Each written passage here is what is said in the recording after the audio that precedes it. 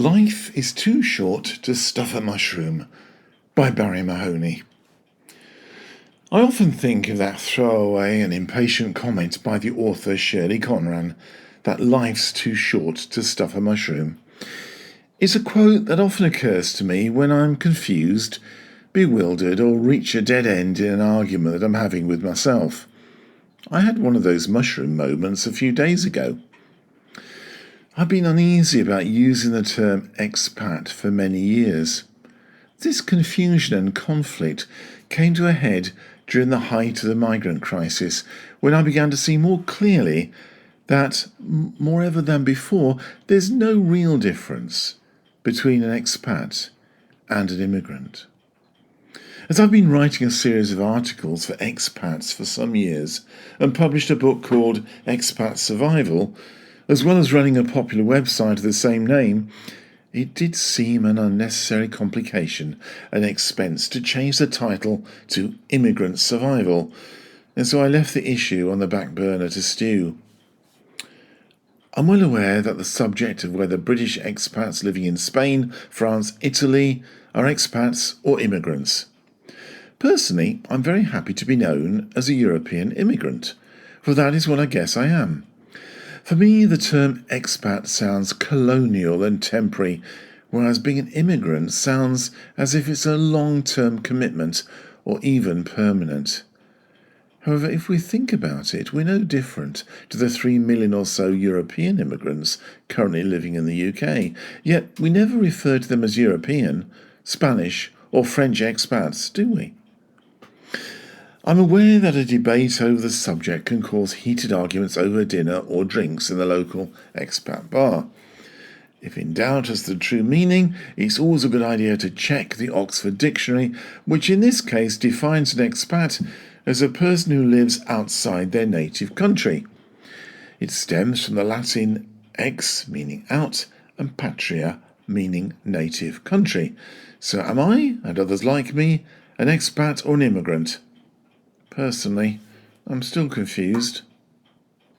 Now let us consider the good people living in Boston, Lincolnshire, which has become a pinnacle of welcome for Polish and Romanian people living in the UK.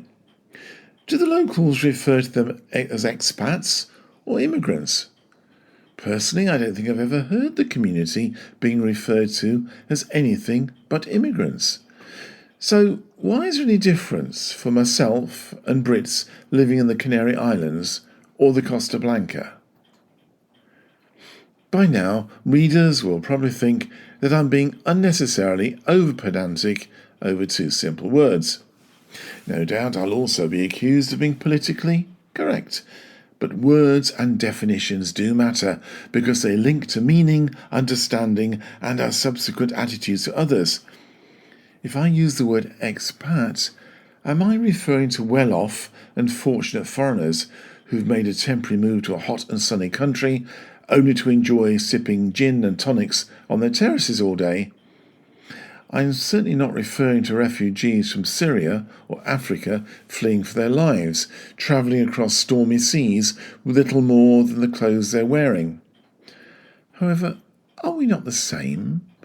Does it not really all boil down to a question of luck, wherever we've happened to have been born, and the opportunities that we've been given in life? If we accept that immigrants are expats too, maybe it's a question of degree.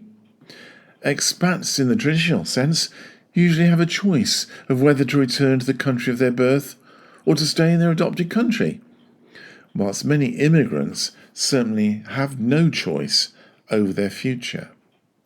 Instead, maybe the term lucky immigrant is a better term to describe those that have a choice in the matter of moving for the sake of a better job, more money, or a better lifestyle. This is in contrast to those immigrants who have no choice but to attempt to escape poverty and persecution at whatever personal cost. Oh, all this thinking really is hard work on a sunny afternoon, and in the end, I'm not sure that it matters that much, as the two terms are not mutually exclusive. Well, I've decided to continue to use the term expat at least for the time being, mainly to avoid having my books reprinted. After all, sometimes life really is just too short to stuff a mushroom.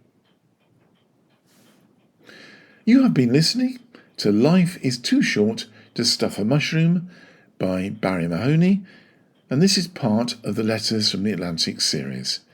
If you'd like to find out more about me and my books, please go to my website www.barriemahoney.com, and thank you for listening.